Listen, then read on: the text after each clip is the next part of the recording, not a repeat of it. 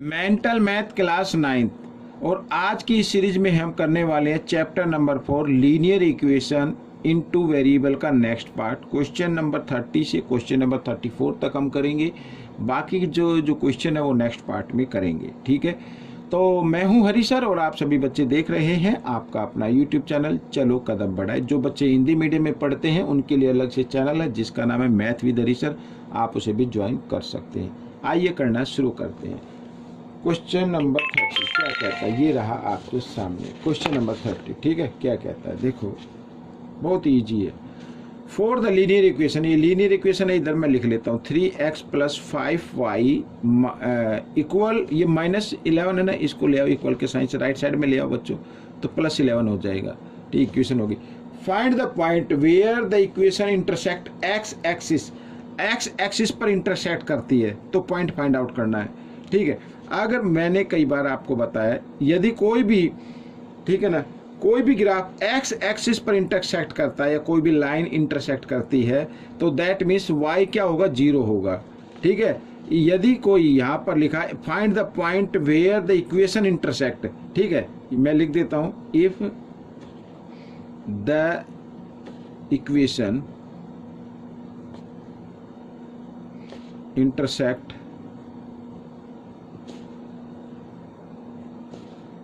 on x axis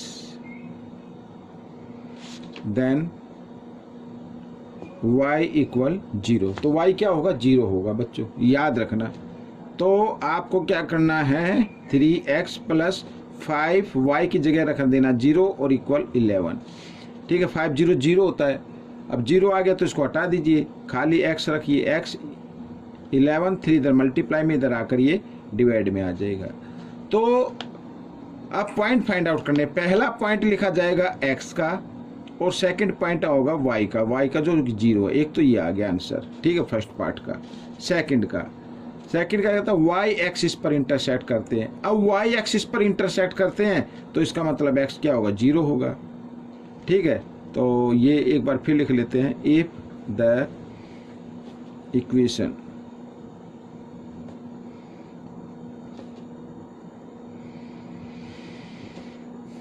intersect on y axis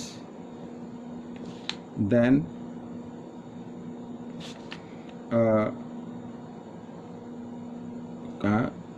on y axis, ये रहा, comma लगा देता हूँ बीच में। ठीक है, x = 0। ठीक है, अब इक्वेशन है हमारी 3x की जगह अब क्या रखना है, 0 रखना है ऐसे, और 5y = 11, 3 0 0 हटा दो, y = 11, 5 मल्टीप्लाई में इधर आकर ये आ गया डिवाइड में। तो इसके जो पॉइंट आएंगे वो कौन से आएंगे, पहला पॉइंट x का आता है और सेकंड वाला पॉइंट आता है किसका, y वाला पॉइंट। तो दिस इज द आंसर, ये आपका आंसर हो गया। ठीक है, आइए करते हैं क्वेश्चन नंबर 31। ये रहा आपके सामने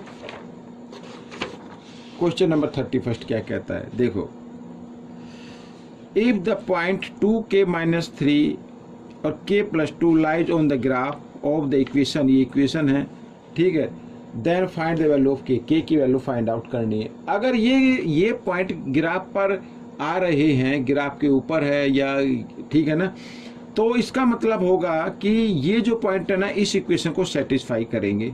और फर्स्ट पॉइंट होता है x का और सेकंड पॉइंट होता है y का। तो आपको क्या करना है, इक्वेशन आपके सामने है, x लिखा है तो x की जगह x के जो पॉइंट है वो लिख दीजिए इस तरीके से, +3, फिर है y की जगह y वाला पॉइंट लिख दीजिए, ब्रैकेट में डाल लीजिए, और ये +15 है ना, इक्वल के साइन से इधर ले आओ तो -15 हो जाएगा। ठीक है, ऐसे तो k की वैल्यू निकाल लेंगे, 2 2 जा 4k, 2 3 जा 6, और इधर 3 को k से मल्टीप्लाई 3k और 3 2 जा 6 = -15। ठीक है, 4k और 3k 7k, और ये क्या हो गया, ये प्लस ये माइनस, ये तो कैंसिल हो गए बच्चों। ठीक है, इनको हटा दीजिए और -15, k की वैल्यू निकाले तो -15, 7 इधर मल्टीप्लाई में इधर आकर डिवाइड में आ गया, ये दिस इज द आंसर, ये आपका आंसर आ गया।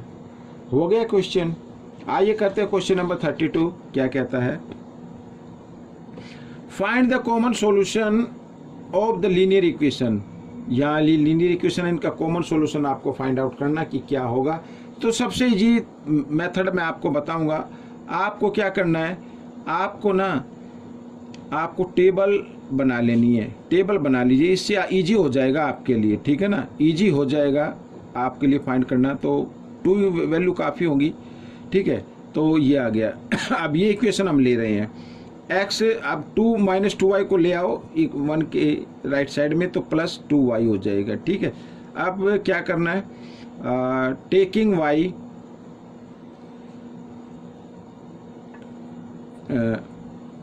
टेकिंग यहाँ पर के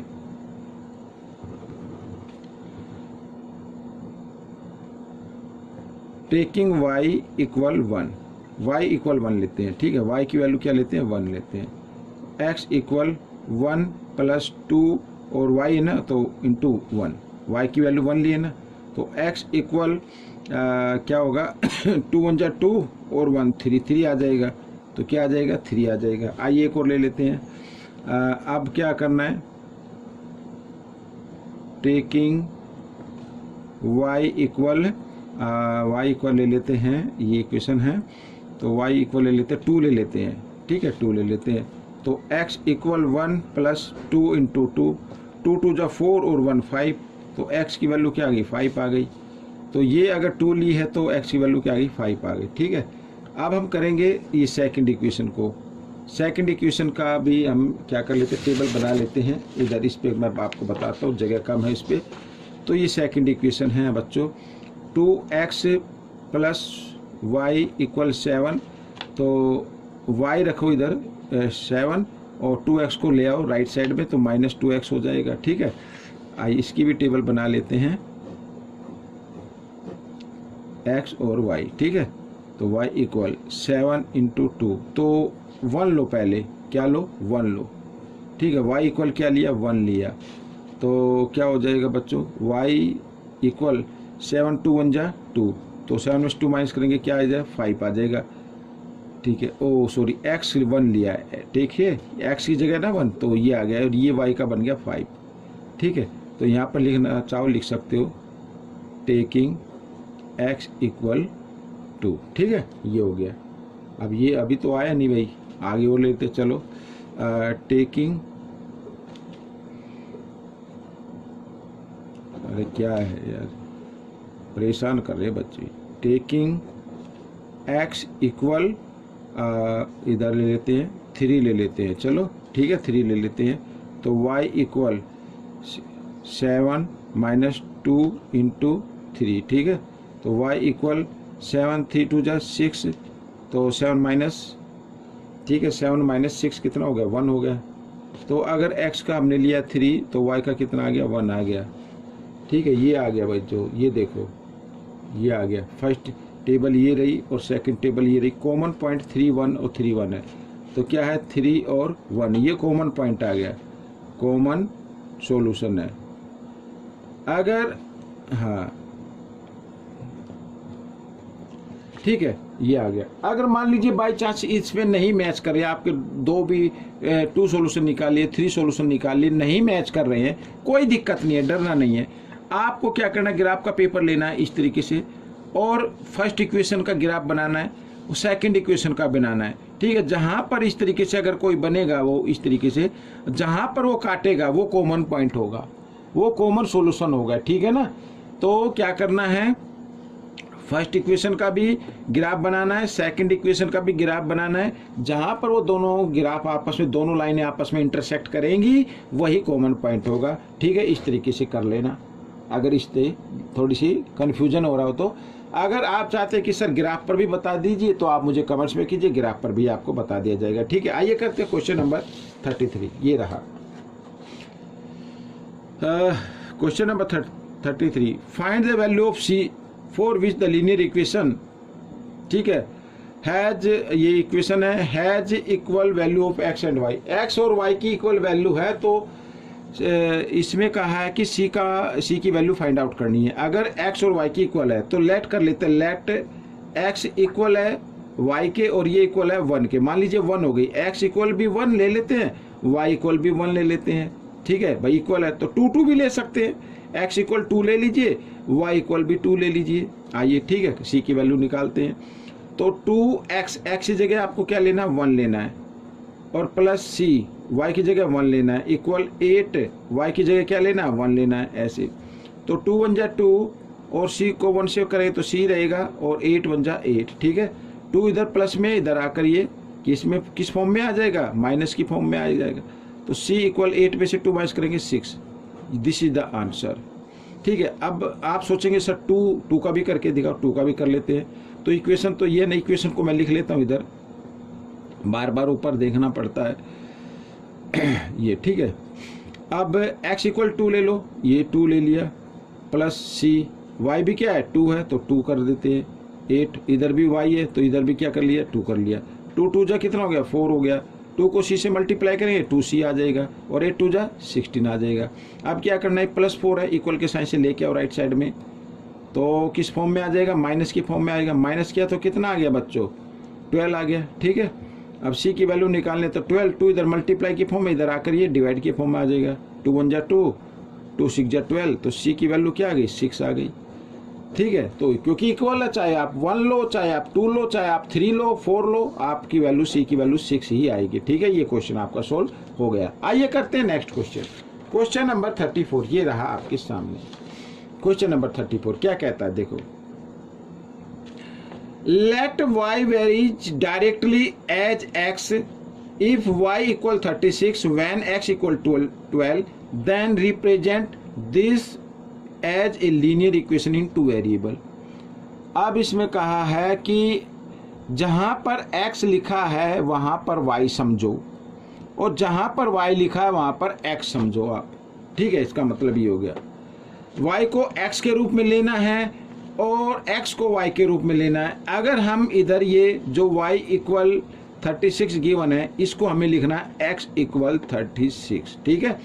और जहां पर x इक्वल 12 लिखा हुआ है, इसको लिखना y इक्वल 12।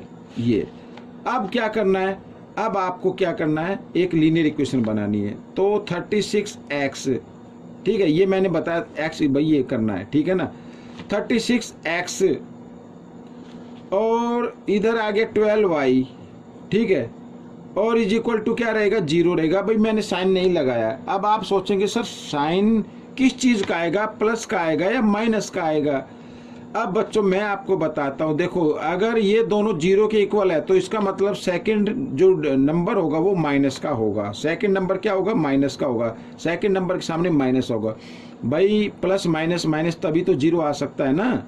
अगर यहाँ पर x की वैल्यू हम 1 मान ले, मान लीजिए ये 36 लिख दिया, x की वैल्यू हमने 1 मान ली, माइनस 12, और y की वैल्यू मान ली हमने 3 मान ली, तभी तो 0 आएगा। 36 1 जा 36 और माइनस 12 3 जा 36, ठीक है, इक्वल। तो माइनस प्लस माइनस तभी तो आएगा 0। ऐसा नहीं है कि ये इसके इधर माइनस, ये भी माइनस का हो सकता है, फिर ये प्लस का होगा। ये माइनस का होगा तो ये प्लस का होगा, ठीक है। अब 12 से इसको आप डिवाइड कर दीजिए, 12 3 जा 36, तो ये आ जाएगा, और 12 1 जा 12 is equal to 0। This is the answer. हो गया क्वेश्चन। तो बच्चों पार्ट कंप्लीट हो गया है, आपको प्रैक्टिस करनी है, वीडियो को पूरा देखना है, ठीक है ना। अच्छा लगे तो बच्चों लाइक जरूर कर दिया करो। मिलेंगे नेक्स्ट पार्ट में, टिल देन थैंक यू।